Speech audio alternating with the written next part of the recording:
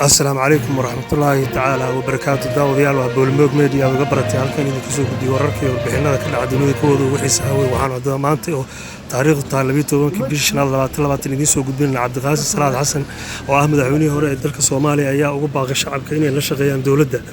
waxaan kaloo idin haynaa magaalada Muqdisho waxaa si weyn uga howlgalaya ciidamada militariga iyagoo dadka ku baraarujinaya ama ku dhiirigelinaya inay kala shaqeeyaan sidii looga wada hortagi lahaa cudurkan ku faafaya magaalada oo dilaaga ah waxaan kaloo idin haynaa magaalada Beledweyne biyo xireenada laga sameeyay halka ayaa waxaa soo weeraray al-shabaab waxaase ka difaacay oo dagaal qaraar halka uu ku dhaxmaray ciidamada federaalka ee halkaas jooga waxaan kaloo idin haynaa daawadayaal gacanka Gulf of Oman dekada lagu magacaabo Jazka waxaa dawladdu ka sameeyay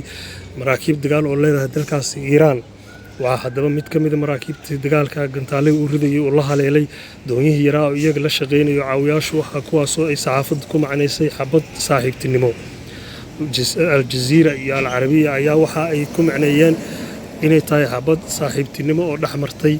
amaba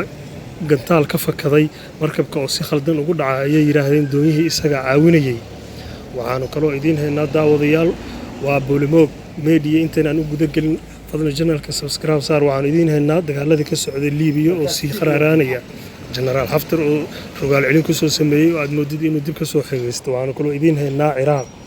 waxaa banaanbax aad u xooggan ay sameynayaan shacabka iyagoo kaga cabanaya shaqo la'aanta baasan iyo lockdownka ee dawladdu ku soo rogtay waxaan kaloo idin haynaa airportka caalamiga ee magaalada